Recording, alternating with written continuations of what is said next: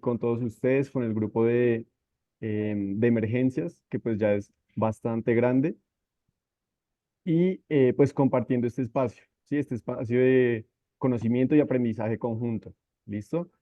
Entonces, pues, no, nada, vamos a ver la charla de FAST y FAST con la pues, vicepresidenta Daniela Perdón. y Luis como parte de mesa directiva del EMIC. ¿Listo? Vale, muchas gracias, Santi. Y también especial gracias a la doctora Natalie, que debe estar por ahí, me comentó que su señal está un poquitico grave, pero de verdad, muchísimas gracias por todo el apoyo. Y pues nada, sin dar más preámbulo, muchachos, pues yo creo que empecemos, que la presentación tiene hartas imágenes y hartas cositas. Entonces, creo que tienes el micrófono muteado, Dani. Sí, perdón. Les está diciendo que buenas tardes a todos, que muchas gracias por estar presentes y pues empecemos de una vez. ¿Listos? Entonces, bueno, básicamente esta presentación que les tengo el día de hoy es, les recomiendo lo de los micrófonos, please. Gracias. Em, Esta presentación es básicamente enfocada para el médico general, lo que tenemos que saber acerca de FAST y FAST extendido. Tratamos de ser, digamos, como muy generales con la parte que tiene que saber como tal cualquier médico acerca de ecografía en urgencias, para no irnos como tan profundo en algunos aspectos que tal vez no son tan relevantes al momento de hacer la ecografía. Entonces, nada, esperemos que les guste mucho la presentación. Entonces, si quieres, Dani, dale. Listo. Entonces, pues queremos iniciar la charla comentándoles que la principal causa de muerte en trauma es por choque hipovolémico. Entonces, acá lo importante es determinar si hay o no sangrado interno en el paciente. Entonces, les pregunto, ¿en qué sitios podría un paciente acumular una cantidad importante de líquido libre capaz de luego conducirlo a la muerte? Estos espacios son el espacio intraperitoneal, entre las pleuras y en el espacio pericárdico. Hace unos 30 años o un poquito más, lo que se hacía con todo paciente que llegaba por trauma era hacerles un lavado peritoneal diagnóstico. Este es un procedimiento altamente sensible, altamente específico, que consiste en hacer una pequeña incisión por debajo del ombligo. Se le introducía una sonda, se le introducía también solución salina, luego a esta sonda se le conectaba a una aspiradora y se observaba el líquido que salía. Entonces, si lo que salía era sangre, pues era un lavado peritoneal positivo, y si no salía sangre, pues era negativo. Esto era para mirar si había o no sangrado intraperitoneal. ¿Qué pasa con esta técnica? Como es un procedimiento invasivo, siempre está pues sujeto a algunos riesgos, entre ellos pues infección, sangrado, perforación de vísceras, ¿sí? Y muchas veces lo que pasaba era que esto se hacía a personas que no tenían la necesidad de someterse a esos riesgos. Es por esto que alrededor de 1995 se empieza a hablar del FAST, que es un acrónimo para Focused Assessment with Sonography in Trauma. Este es un examen de ultrasonido que está englobado dentro del POCUS, del Point of Care Ultrasound, y está dirigido a evaluar la presencia o ausencia de líquido en los espacios intraperitoneal y pericárdico. Esto mediante la visualización de 4 ventanas: la del hipocondrio derecho, la subsifoidea, hipocondrio izquierdo y pelvis. ¿Listo? Más adelante, para eso 2004, se empezó a introducir el concepto del eFAST, que es la versión extendida del FAST. Esto con el fin de mirar la presencia de gas en la cavidad interpleural para detectar neumotórax mediante el adicionamiento de 2 ventanas, que son las ventanas pulmonares anteriores. El FAST y el IFAST se considera en pacientes con trauma torácico y o abdominal, sea este penetrante o cerrado, especialmente en aquellos con inestabilidad hemodinámica. Entonces, como su nombre lo indica, el FAST tiene que hacerse de forma rápida. Se dice que en manos expertas este dura menos de 2 minutos, pero que por lo general tiene que desarrollarse en menos de 5 minutos.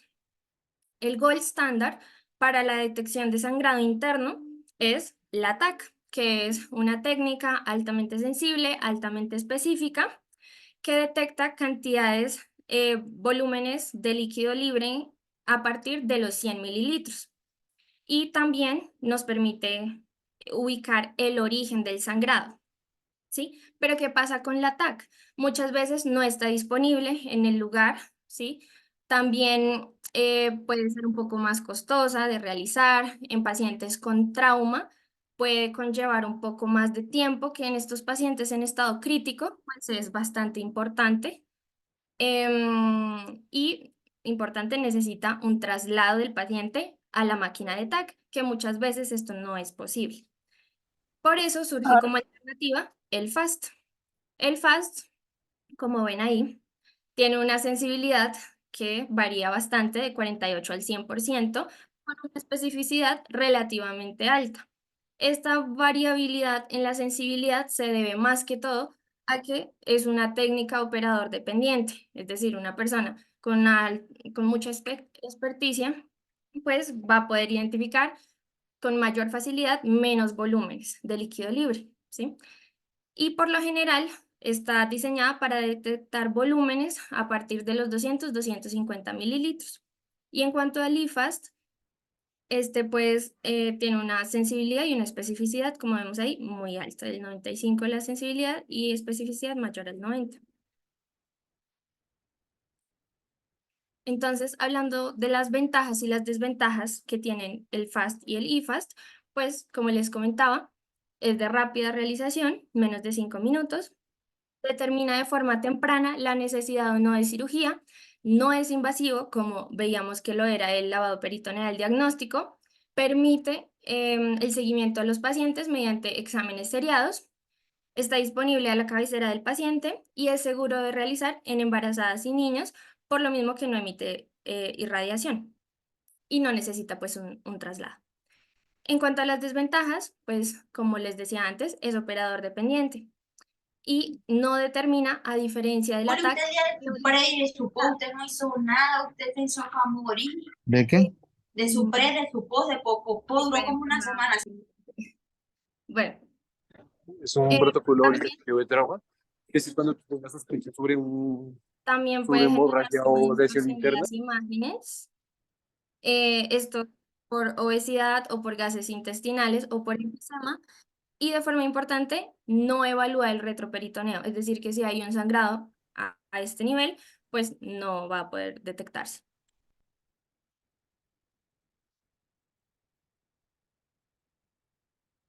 Listo, muchachos. Ya para la parte de contraindicaciones, recordemos que para hacer ecografía no existe como tal una contraindicación absoluta. La única que ustedes van a tener, digamos, cuando ustedes tengan la oportunidad de hacer FAST en un paciente que está, bueno, que tenga inestabilidad o que tenga algún otro signo que requiera una atención quirúrgica inmediata, es ocasionar una demora. ¿Listo? Si ustedes ven que van a ocasionar una demora en la atención del paciente y ya saben que es quirúrgico, esa digamos que sería una contraindicación. O dos, no tener el conocimiento para hacer el FAST que les vamos a brindar el día de hoy. Como tal, otras contraindicaciones no existen. Recordemos que existen muchos tipos de transductores que podemos utilizar cuando vamos a hacer ecografía. Nosotros preferimos como tal los que son de baja frecuencia, ya que vamos a ver pues abdomen principalmente. Sin embargo, vamos a ver que los lineales son, o bueno, los que son de alta frecuencia en general, van a ser muy buenos para ver la parte de pulmón. ¿Listo? De resto, las indicaciones para hacer FAST son muchísimas. Ya Dani nos habló, pues digamos que la que engloba absolutamente todo, que son los traumas tanto penetrantes como no penetrantes de tórax y abdomen. Y ya, básicamente eso es con esta diapositiva. Bueno, entonces, ¿cómo vamos a desarrollar el FAST? Entonces, primero tenemos que asegurarnos que tengamos el equipo necesario.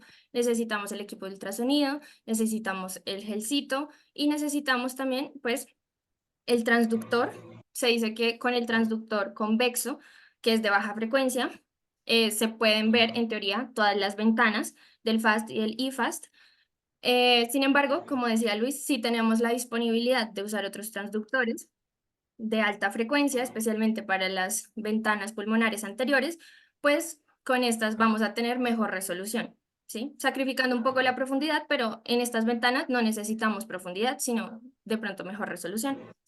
Y guantes, estos para cubrir el transductor. muchas veces estos pacientes llegan con sangre, con detritos, con suciedad y pues tenemos que evitar que se contamine el equipo. En cuanto a la preparación del paciente, pues lo que les decía, toca limpiar estas áreas a evaluar porque muchas veces están sucias y el paciente debe estar, y por lo general está, en decúbito supino, está boca arriba, y en estos casos hay que tener en cuenta pues el efecto de la gravedad, ¿no? Entonces, si tienen neumotórax, el aire va a estar en la parte anterior del tórax, si tienen hemotórax, está la sangre hacia posterior. Entonces, para la secuencia de las ventanas, entonces en la literatura está descrito que en caso de trauma cerrado, la primera ventana que vamos a abordar es el hipocondrio derecho, la segunda es el hipocondrio izquierdo, tercera pelvis y por último la subsifoidea para mirar el pericardio.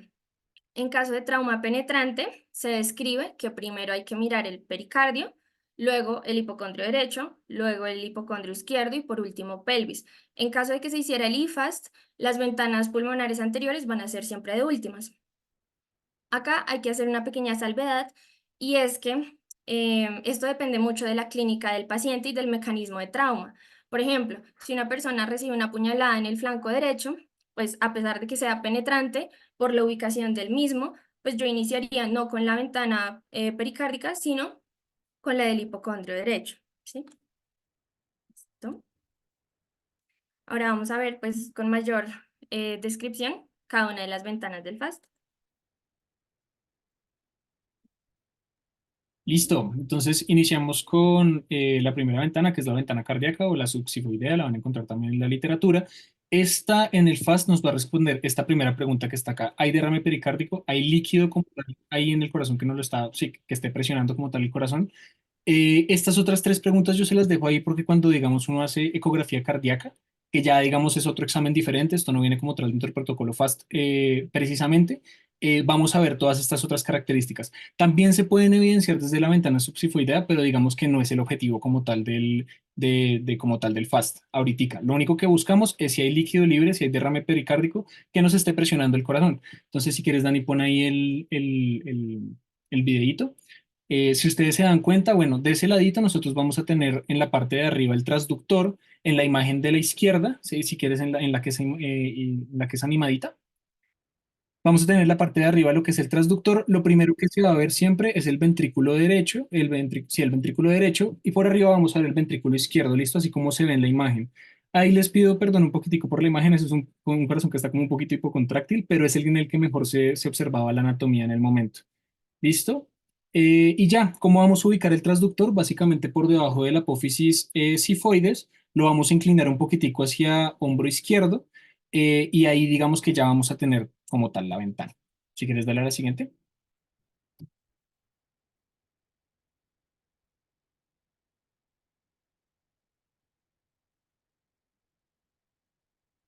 Listo. ¿Cómo vamos a ver esa ventana como tal de manera patológica? Ya lo vamos a ver en la siguiente imagen que tenemos en el lado izquierdo. Si ustedes se dan cuenta, toda esa franja negra que está en la parte de arriba es líquido libre que nos está comprimiendo como tal el corazón. Si ustedes miran detalladamente en el ventrículo derecho, que es lo que yo les dije que se ve de primeras en el corazón cuando hacemos la ecografía, vemos que tiene como una melladura, como si estuviera contrayéndose. Eso, digamos, es un signo de taponamiento cardíaco. Bueno, uno de los muchos signos que pueden encontrar de manera ecográfica.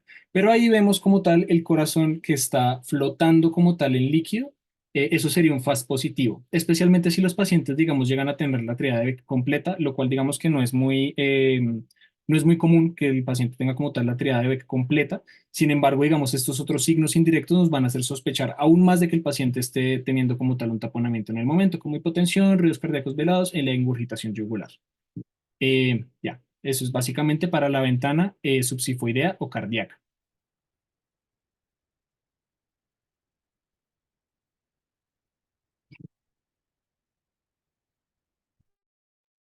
Listo. Ahora pasando a la ventana del hipocondrio derecho.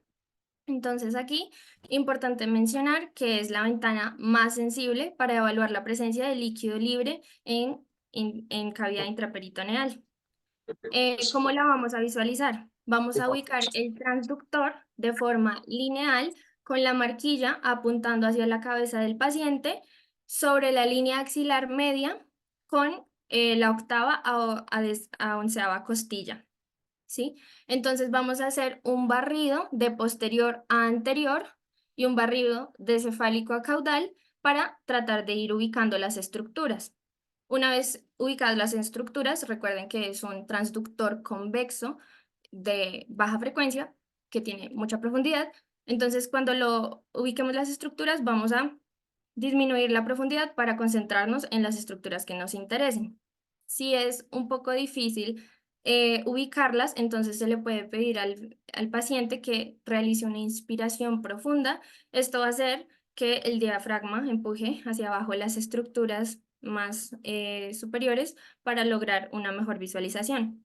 También se le puede pedir que haga una abducción del brazo, casi que lo lleve hasta la cabeza. Con esto podemos tratar de horizontalizar las costillas para poder ver mejor entre ellas.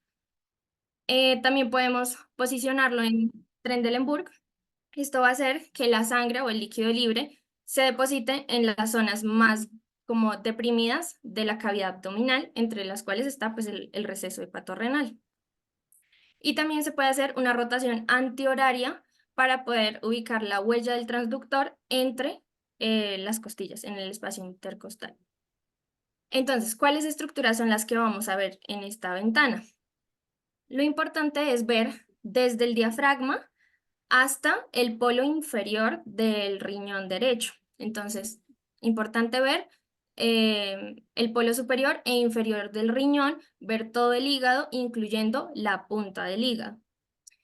¿Dónde se va a acumular con mayor frecuencia el líquido libre en esta ventana? Lo vamos a ver con mayor frecuencia en el receso hepatorrenal, es decir, entre el hígado y el riñón, aquí en este espacio. Sin embargo, también se puede ver, como les dije, en la punta del hígado o entre el diafragma y el hígado. Así que pues se tiene que ver esto en su totalidad. ¿Cómo lo vamos a ver en la ecografía? Acá abajo se ve el diafragma como esta estructura hiperecoica. Vemos acá el hígado, la punta del hígado aquí, el riñón, polo superior, polo inferior. ¿Ven mi cursor? Sí, ¿cierto? ¿Sí lo ven? Sí, Dani, ahí se ve, ahí se ve. Ah, bueno. Entonces el polo superior y el polo inferior. Y esta línea hiperecoica entre el hígado y el riñón es el espacio de Morrison, que es lo mismo que el receso hepatorrenal, es lo mismo que vemos acá, que por lo general está colapsado en condiciones normales. ¿Listo? Este es un videíto de una ecografía normal de la ventana. Entonces acá vemos el diafragma, el hígado, y vemos que estamos yéndonos hasta ver la puntica del hígado, el polo superior, polo inferior del riñón, y vemos cómo entre el hígado y el riñón está esta línea hiperecoica que es el receso hepatorrenal o el de Morrison. ¿Listo? Este es normal. Ahora, ¿qué pasa cuando hay hemoperitoneo? Vamos a ver que se va a generar una banda anecoica entre el hígado y el riñón. Y esta banda anecoica va a ser sugestiva de la presencia de líquido libre. Entonces veamos este video. Esta es la punta del hígado y vemos esta cantidad abundante de líquido libre. ¿Lo ven ahí? Está claro. Ahora, yo les dije que en la ventana del hipocondrio derecho lo que vamos a ver es líquido libre en cavidad intraperitoneal, pero si nos subimos unos 2 espacios intercostales, vamos a poder determinar si el paciente tiene hemotórax, por lo que les comentaba antes, la acción de la gravedad, la sangre se va hacia posterior. Entonces, para saber qué es lo anormal, tenemos que saber qué es lo normal. En condiciones normales, lo que vamos a ver es una imagen en espejo. ¿Por qué? Porque el diafragma es una estructura altamente reflectiva y esta pues va a actuar como un espejo y atrasito del diafragma vamos a ver una imagen con un patrón de tejido similar al hepático. Esto se ve mejor en esta otra imagen de acá, donde pues este es el diafragma, esta línea hiperecoica, este es el tejido hepático, este es un nodulito hepático, y ustedes ven que abajo del diafragma, donde se supone que está el pulmón, vemos ese mismo nodulito hepático reproducido ahí. Entonces, ¿qué es lo que pasa? ¿Cómo se explica esto? Como para hacer recorderis, el ecógrafo ubica las estructuras en profundidad dependiendo de qué tanto se demore en regresar al transductor el eco. Entonces, si se demora poco tiempo, es porque es una estructura más superficial. Si se demora más tiempo, es porque está más profunda. Así lo interpreta el equipo de ultrasonido. Entonces, acá suponiendo que el transductor está en esta parte de acá, el transductor emite las ondas de ultrasonido que chocan con el diafragma. El diafragma es altamente reflectivo porque es este cambio en interfase de tejido blando a aire. Entonces, por el cambio de la impedancia tan importante, se vuelve una estructura altamente reflectora. Las ondas llegan al diafragma y chocan acá, y en vez de retornar directamente al transductor, se van en varias direcciones, entre ellas el nodulito. El nodulito en sí mismo actúa como reflector en sí mismo, ¿sí? Y retorna al diafragma la onda de ultrasonido. Entonces va del transductor al diafragma, del diafragma al nodulito, del nodulito al diafragma. Y del diafragma, ahí sí se retorna al transductor. Como se demora más tiempo, el equipo de ultrasonido interpreta que esta imagen está más profunda. Entonces, por eso vemos que el nodulito acá aparece más abajo. Bueno, ese es un artefacto, la imagen en espejo, que es en condición normal.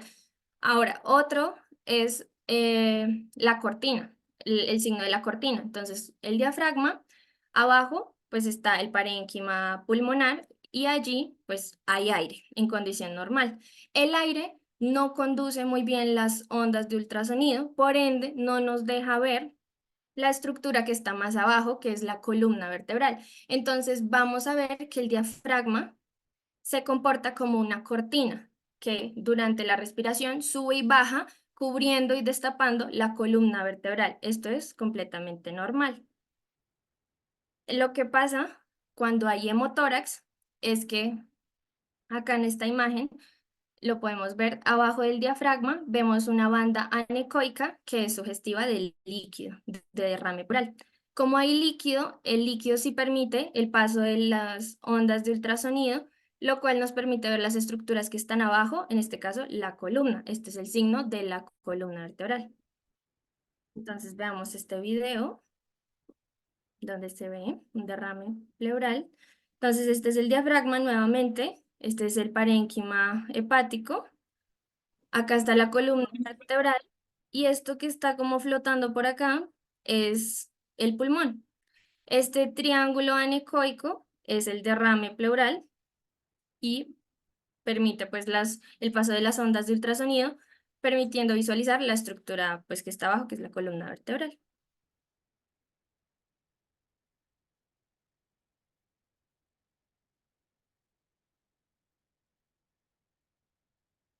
Bueno, ahora pasamos a la ventana del hipocondrio izquierdo. Entonces, en esta, pues, las estructuras están más hacia posterior, por eso vamos a ubicar el transductor nuevamente de forma longitudinal con la marquilla apuntando a la cabeza del paciente. A nivel de la línea axilar posterior con sexta a novena costilla. Acá, pues, vamos a visualizar las estructuras. ¿Cuáles? El diafragma, el vaso y el riñón. En la ventana anterior les comentaba que era importante ver el polo superior e inferior del riñón, pero en este, pues, lo más importante es visualizar el diafragma, la punta del vaso y al menos el polo superior del riñón. Entonces, ¿cómo se va a ver acá? Otra vez acá está el diafragma, este es el vaso, el riñón, y el espacio entre el riñón y el vaso es el receso espleno-renal. En esta ventana, ¿dónde se va a acumular con mayor frecuencia el líquido libre? Entre el diafragma y el vaso, aquí arribita.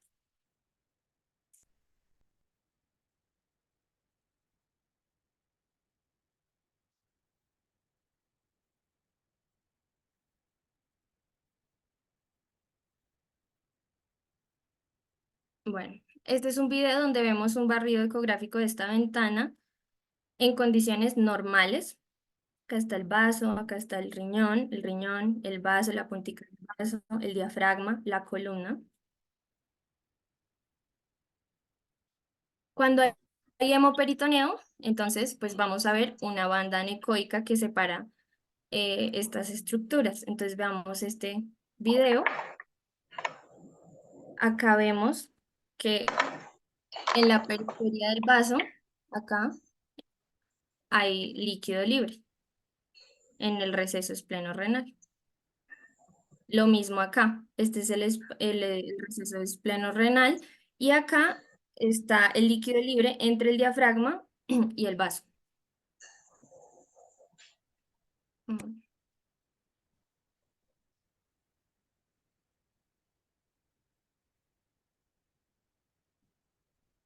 Acá igual podemos evaluar la presencia de hemotórax de la misma forma que les expliqué antes y acá alcanzamos a ver, este es el diafragma y vemos acá el triángulo anecoico que les estaba comentando anteriormente, lo cual es sugestivo de derrame pleural. Si se dan cuenta, acá en la punta del vaso también hay líquido libre. Acá en esta parte de acá. Entonces hay derrame pleural y encima hay líquido libre intestinal.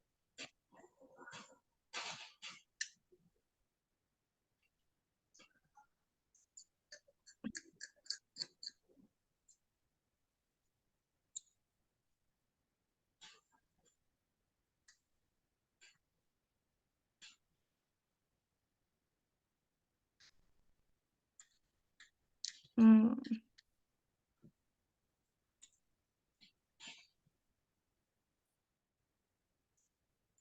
ay, esto. ¿Qué pasó? ¿Se te congeló, Dani? Sí, esperen, ¿qué pasó? Esas cosas pasan.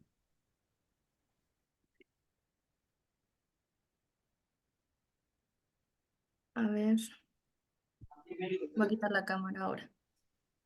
¿Quieres que de pronto intente proyectarla yo desde acá? No, ya creo que ya reaccionó. Sí. Bueno, Dale. entonces, luego pasamos a la ventana de la pelvis. Entonces acá podemos tener dos orientaciones. Tenemos la transversal y la longitudinal. Empezamos con la transversal ubicando el transductor sobre el hueso del pubis, ¿sí? Y vamos a irlo llevando hacia cefálico, apuntando pues hacia abajo, hacia los pies, y vamos a hacer un barrido de cefálico a caudal, ¿sí? Para poder examinar líquido libre. Luego, cuando terminemos con esta orientación, vamos a pasar el transductor, lo vamos a rotar unos 90 grados, cosa que nos quede longitudinal otra vez con la marquilla hacia cefálico. Luego empezamos el barrido de izquierda a derecha, derecha a izquierda, y esto pues nos va a permitir una mejor visualización de todas las estructuras. Entonces acá en cuanto a la anatomía, a la izquierda está la del hombre, tenemos acá la vejiga, tenemos el recto y entre la vejiga y el recto está el espacio recto vesical y es donde se va a acumular con mayor frecuencia el líquido libre en los hombres, en la pelvis. Acá a la derecha tenemos el diagrama de la mujer, entonces acá está la vejiga, el útero, y abajo la vagina y tenemos más hacia posterior el recto. Entonces en la mujer van a haber dos sitios en los que podemos encontrar líquido libre. Está el espacio vesicouterino entre la vejiga y el útero y está el espacio rectouterino, también conocido como la bolsa de Douglas, entre el recto y el útero, que es aquí donde con mayor frecuencia se va a encontrar el líquido libre. Ah, bueno, acá pues a modo de dato curioso, en las mujeres jóvenes se puede encontrar líquido libre, pero es en la bolsa de Douglas. Bueno, acá vemos las dos orientaciones que les dije anteriormente. A la izquierda está una orientación transversal, arriba la fisiológica, la normal, y abajo la patológica, donde vemos que hay líquido libre allí.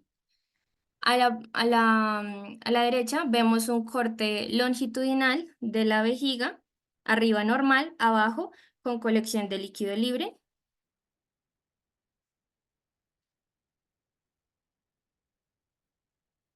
Entonces, en el hombre, mm, acá en este video de la izquierda, vemos cómo está acá la vejiga y este es el espacio recto vesical y lo vemos totalmente anecoico, ahí hay harto líquido libre. Y acá a la derecha vemos pues la vejiga en un corte transversal con líquido acá sutilmente a los lados.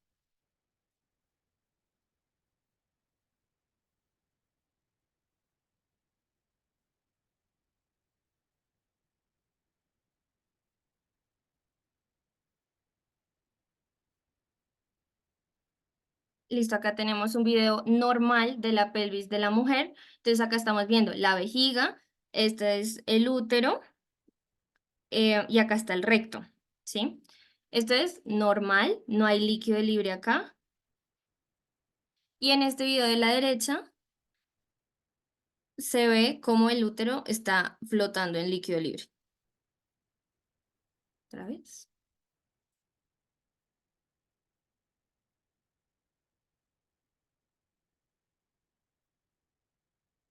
Listo.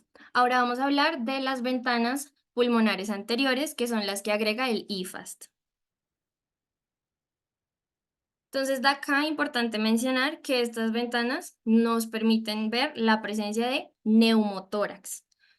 ¿Cómo se va a ubicar el transductor? De forma longitudinal, con la marquilla apuntando al cefálico del paciente, se va a ubicar en el segundo espacio intercostal con línea medio clavicular.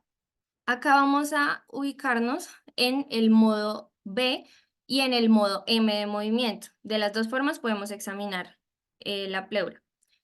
Y dependiendo pues, de la clínica del paciente y otros factores, dependiendo de la sospecha que tengamos, podemos movernos de arriba a abajo y evaluar varios espacios intercostales.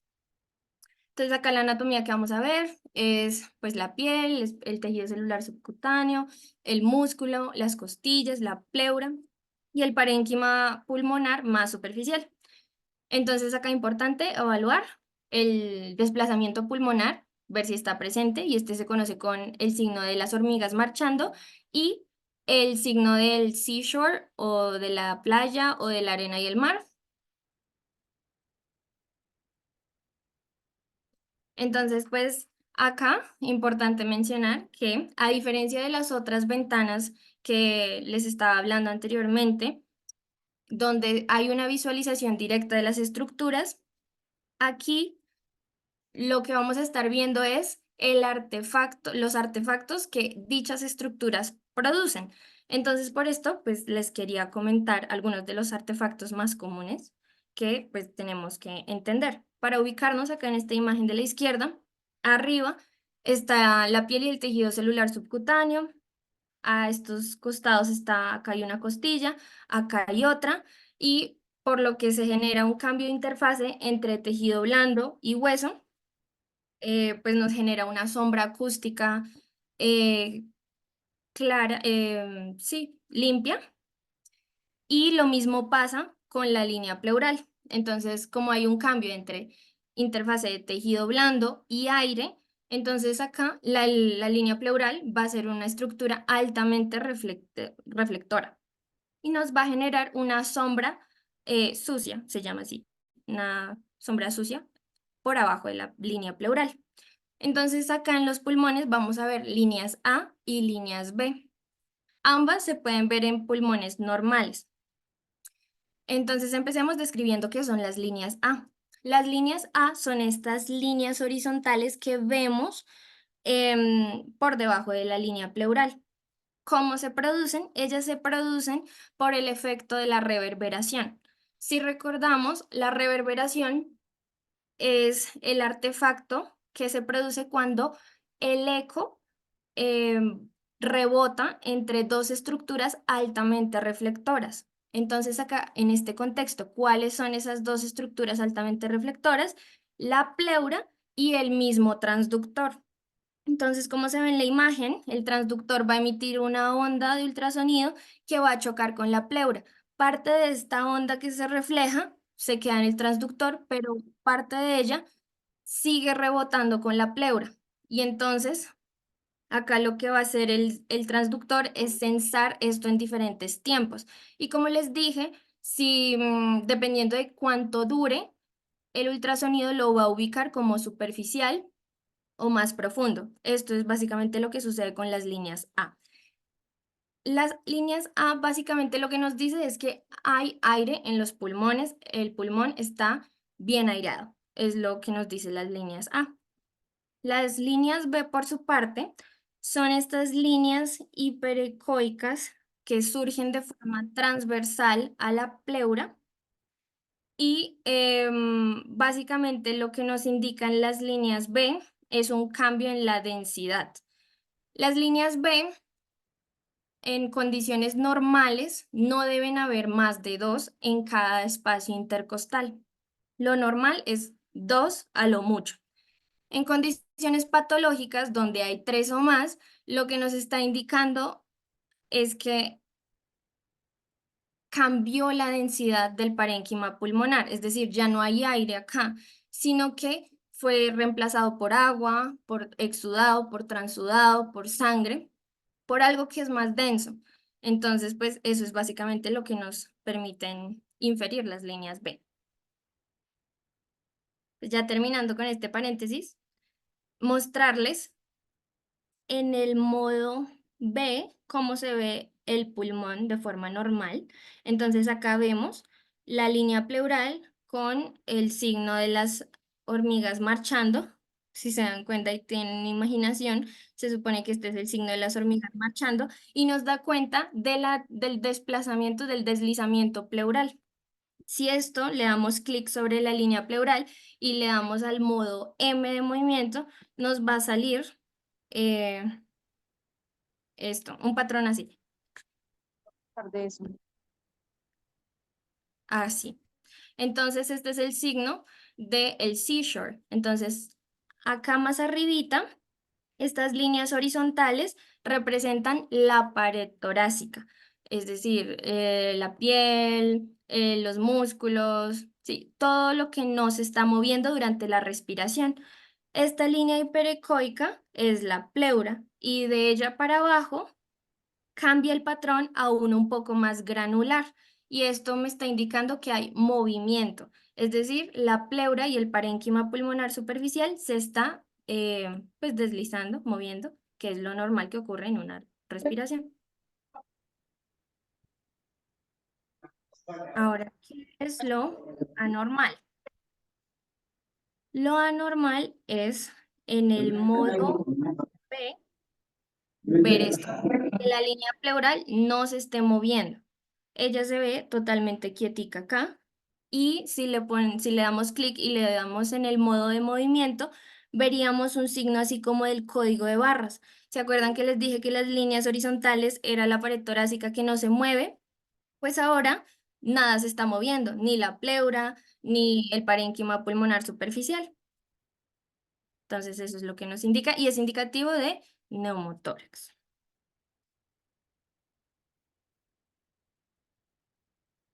Mm.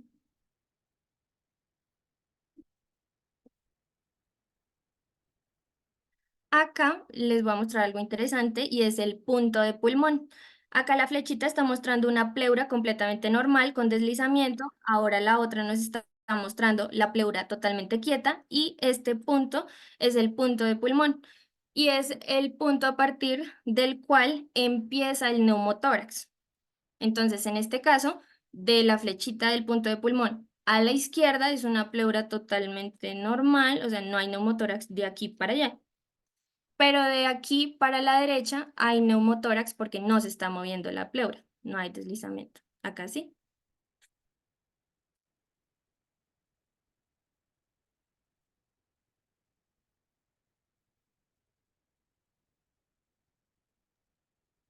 Bueno, chicos, ¿qué es importante de todo esto? Bueno, aparte de todos los signos que ya les comentábamos, saber cómo tal detectar dónde hay líquido, dónde no hay líquido, dónde hay aire, dónde no hay aire. Para los que van a trabajar en urgencias es importante interpretar qué significa eso. Entonces, lo más importante siempre es empezar valorando al paciente. Si ese paciente está estable, tenemos dos posibilidades, o el FAST es positivo o el FAST es negativo. Si ese paciente está estable y el FAST es positivo, digamos que tenemos un tiempito, tenemos ese tiempito de poder tomarle el ATAC, confirmar como tal de dónde viene ese sangrado, qué es lo que está pasando con ese paciente y pedirle una valoración por cirugía general. Por otra parte, si ese FAST en el paciente estable es negativo, es importante que nosotros no descartemos que el paciente pueda estar empezando o pueda empezar a sangrar en cualquier momento. Por ende, de todas maneras, tenemos que tomar el TAC y o el FAST seriado cada 10 a 15 minutos. Este FAST seriado lo vamos a hacer siempre y cuando, o sea, digamos que empezamos haciendo el FAST cada 10 a 15 minutos y posteriormente hasta que le tomemos el TAC. Y ya con el TAC, si nosotros confirmamos que efectivamente el paciente no está sangrando, pues hasta ahí llegaría como tal nuestra intervención. Si el paciente está inestable, por otra parte, entonces el paciente nos dio, está inestable y dio un FAST positivo, eso es indicativo de una para salas de cirugía. Eso ya es, tenemos que mirar a ver dónde está sangrando y tenemos que parárselo de una vez. Y por otra parte, si el paciente está inestable y tiene un FAST negativo, tenemos que buscar otras causas diferentes como tal al sangrado intraperitoneal o como tal de tórax. Es importante que nosotros recordemos que bueno, toda la anatomía que nosotros vimos hasta acá hace referencia como tal al espacio intraperitoneal. En el FAST nosotros no vamos a evaluar el espacio retroperitoneal y eso es otro lugar en donde los pacientes como tal pueden estar sangrando. Por ende, si el paciente está inestable y el FAST es negativo, no podemos descartar de todas maneras que el paciente esté sangrando en otra parte. Por ende, pues digamos que también se tendría como tal la indicación del TAC. ¿Listo? Si quieres darle a la siguiente, Dani. Nosotros les teníamos preparados como tal una actividad. Es algo así como un quizzes, no sé si alguien alguna vez lo haya utilizado o algo. Son casos. Vamos a demorar más o menos como unos 10 minutos. Les voy a compartir como tal la pantalla em, para que hagamos la actividad y pues nada, aclarar de pronto algunas dudas que hayan quedado de la charla. Permítanme un segundo. Ah, bueno, para el que gane les doy una Colombia. Em,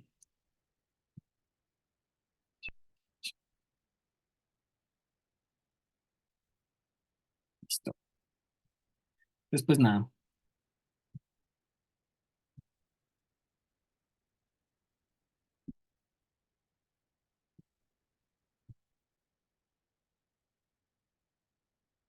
Ahí se está viendo la pantalla. ¿Alguien que por favor me confirme? ¿Sí? Listo. Sí, se ve. Sí, ahí ah, pero Listo, chicos. Entonces, pues nada, únanse. Ah, ya les mando el link por acá por. Uy,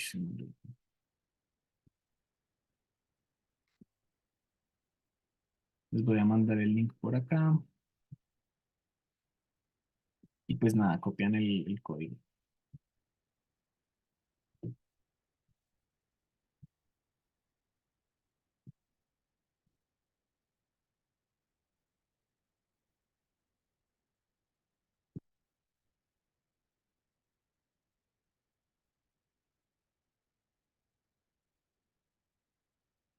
Listo, muchachos. Entonces, en un minuto empezamos como tal con la parte de las preguntas.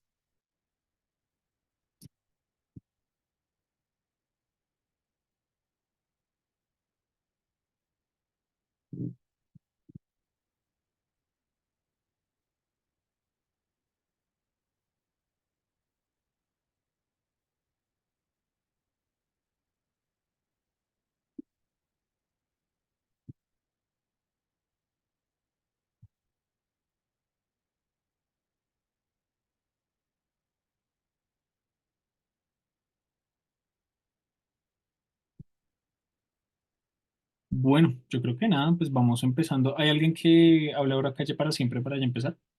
Si no, de pronto. Ok, empecemos entonces.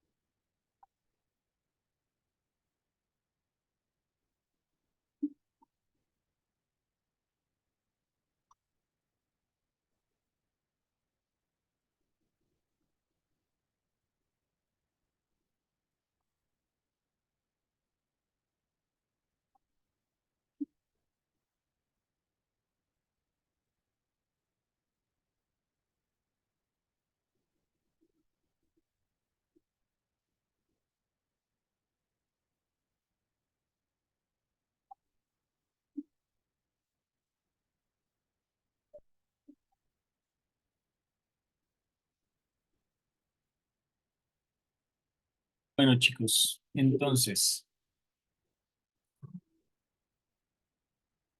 listo, chicos. Recordemos que los pacientes que están inestables, como nuestro pacientico de acá, van derechito para salas. ¿Listo? Sí.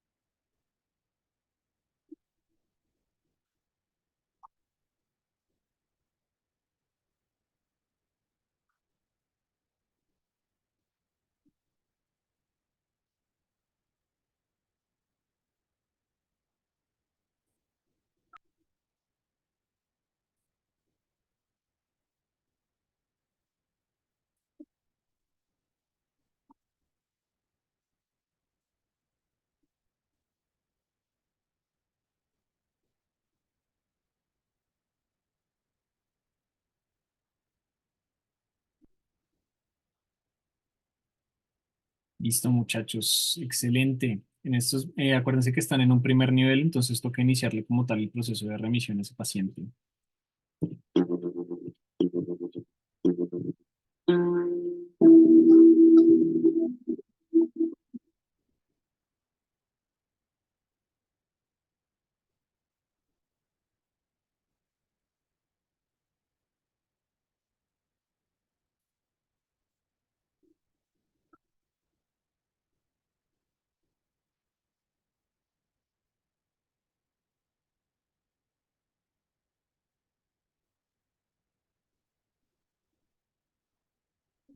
Listo, muchachos. Recordar que es el choque hipovolémico. ¿Listo?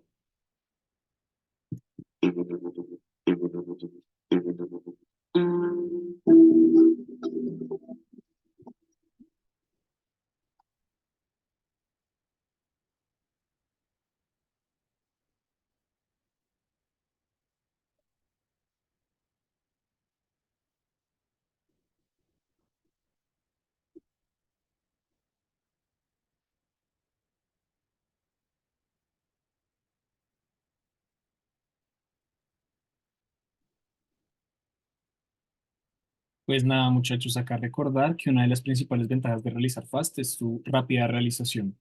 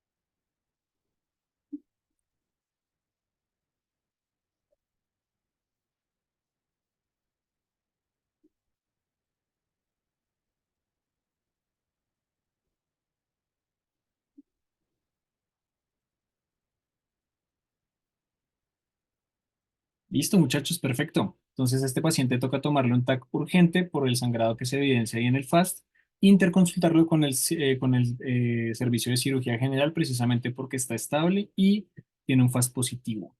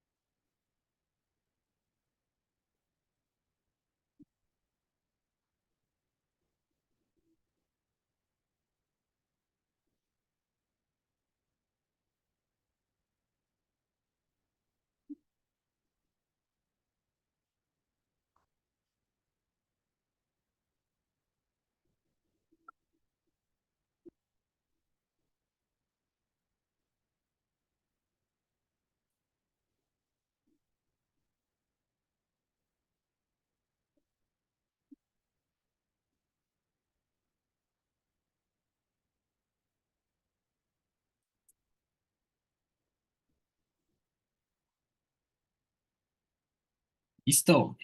Entonces, perfecto. El paciente tenemos que pasarlo a salas de cirugía sin preguntar de a mucho. Es un paciente de 80 años que tiene un sangrado. No sé si lo vieron en la parte de acá, si lo ven chiquitico acá en la parte, en esta franja anecoica que ven por acá. Y está inestable. Entonces, el paciente requiere una intervención de urgencia.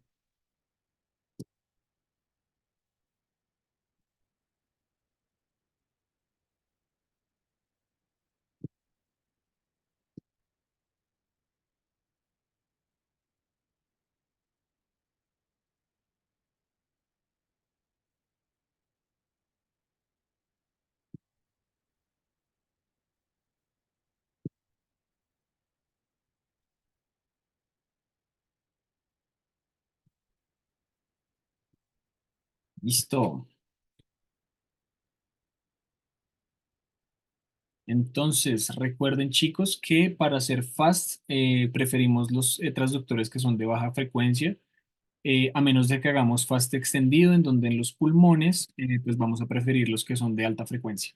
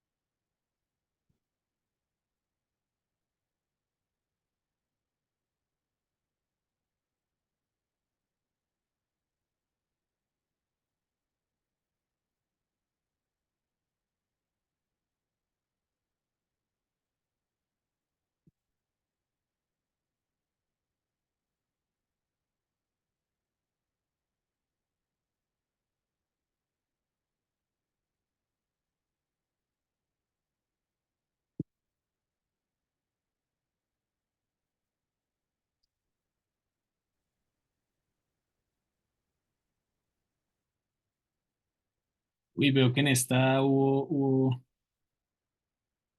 un desequilibrio en la parte de quienes... No puedo agrandar un poquitico más la imagen, pero si ustedes se dan cuenta, ese corazón está grande. Sin embargo, como tal, en saco pericárdico no tiene ningún sangrado a su alrededor. Por ende, es un paciente que está estable y tiene un FAST negativo en su ventana subsifoidea. Por ende, ese paciente requiere una toma de FAST seriado cada 10 minutos hasta toma de TAC para descartar otros focos de sangrado que pueda llegar a tener ese paciente.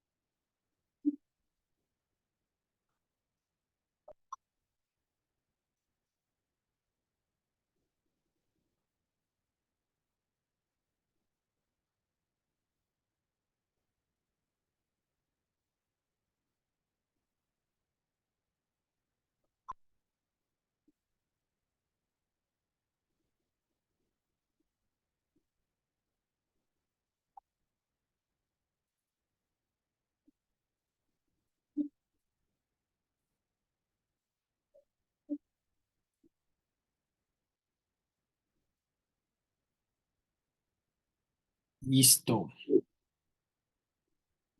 Entonces, súper. La mayoría tuvo está bien. Ese paciente muy probablemente está haciendo un taponamiento cardíaco. Si se dan cuenta, todo esto es líquido libre que está por este ladito de acá. Y pues evidentemente tiene una compresión del ventrículo derecho.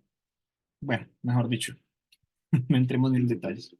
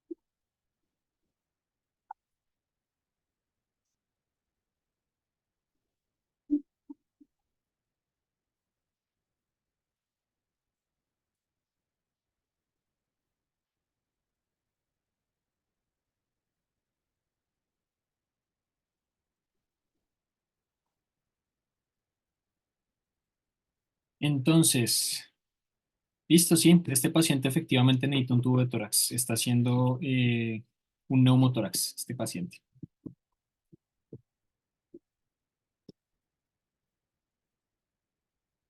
Y ya, porfa, no sé si esto me muestre finalmente quién ganó, pero porfa la persona que haya ganado, porfa se comunica conmigo por WhatsApp, me envía un mensajito.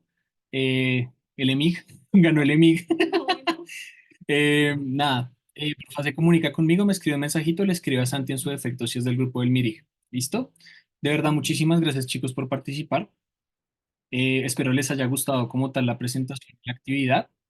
No sé si alguien tenga alguna pregunta o alguna duda antes de finalizar, que de pronto le quieran hacer a la doctora, que debe estar por ahí, a nosotros.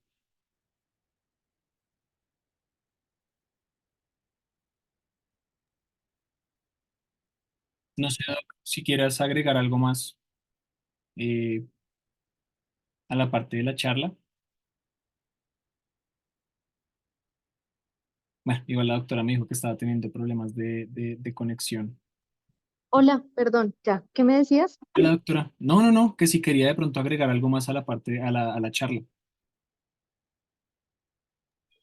No, muy bien en general. Qué pena que creo que en algún momento se me abrió el micrófono y les generé ahí mucho ruido.